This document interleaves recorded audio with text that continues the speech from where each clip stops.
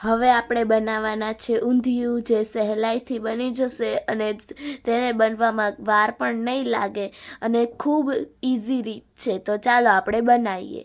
આ છે રીંગણ, આ બટેકા, આ શક્કરિયા, આ કાચા કેળા, આ વાલોડ, આ ફુલેવર અને આ રતાળું, અને આ છે સૂરણ, અને આમાં છે વટાણા, સુરતી પાપડી, તે બધા દાણા છે આમાં. જોઈ શકો છો. હવે આપણે મેથીના ગોટા બનાવવાના છે. તેની અંદર આપણે નાખવાની છે, ધોઈને મેથી લઈ લેવાની છે. પછી તેની અંદર મરચું નાખવાનું છે. પછી તેની અંદર હળદર નાખીશું, હિંગ ચપટી જેટલી જ નાખવાની છે. પછી આપણે તેની અંદર નાખીશું ખાંડ. આપણે ખાંડને થોડી જ નાખવાની છે, અમે 1 ચમચી જ નાખી છે. પછી આપણે તેમાં લીંબુનો રસ ઉમેરીશું. એમાં 1 લીંબુનો રસ ઉમેરવાનો છે. પછી મીઠું નાખીશું સ્વાદ અનુસાર, અને પછી આપણે તેને મિક્સ કરી લઈશું. આપણે મિક્સ કરીને તેની અંદર આપણે નાખીશું ચણાનો લોટ. જોઈ શકો છો.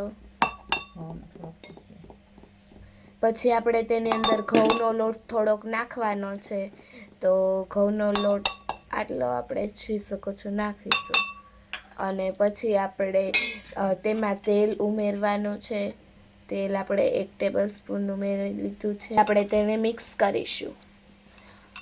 પછી આપણે તેને મિક્સ કરી લઈશું અને પછી આપણે એમાં થોડું પાણી નાખીશું.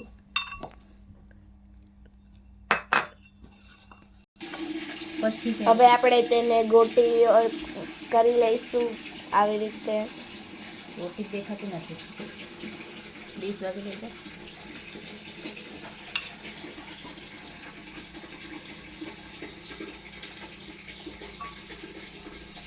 આપણા મુઠિયા તળાઈ ગયા છે. હવે આપણે તેને કાઢી લઈએ.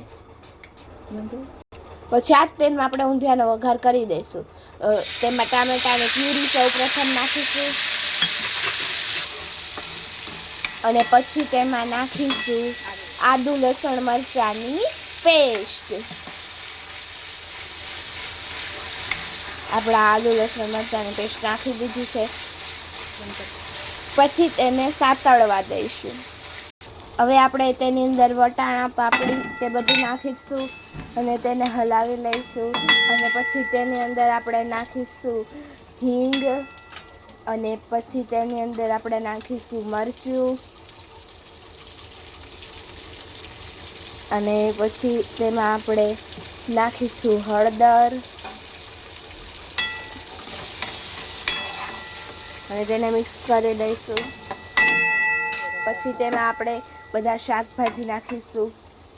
બટેકા, શક્કરિયા, રતાળું, રીંગણ, પછી કેળા, કાચા કેળા, ફુલેવર વગેરે, અને પછી મિક્સ કરી લઈશું. પછી થોડું પાણી નાખીશું. પછી આને ચડવા દઈશું અને થાળી. પછી નાખી દઈશું શિંગદાણા.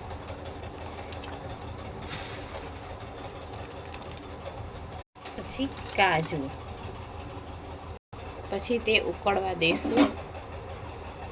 શાક સરખી રીતે ચડી જાય ત્યાં લગીને એને ખાવા દઈશું. પછી થાળી ઢાંકી દઈશું. ચલો, હવે ટાઈમ થઈ ગયો છે. તો હવે આપણે જોઈએ કે ઊંધિયું તૈયાર થયું છે કે નહીં. તો ખોલીને જોઈએ.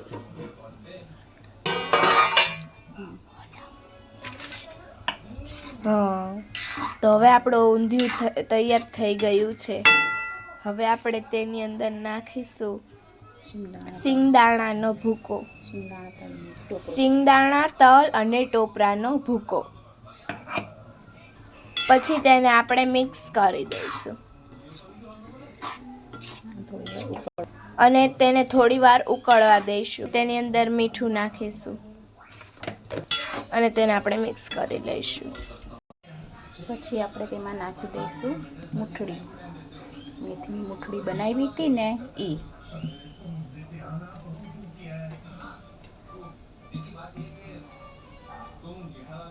હવે આપણું ઊંધિયું બની ગયું છે. હવે જો આ એકદમ મસ્ત લાગે છે.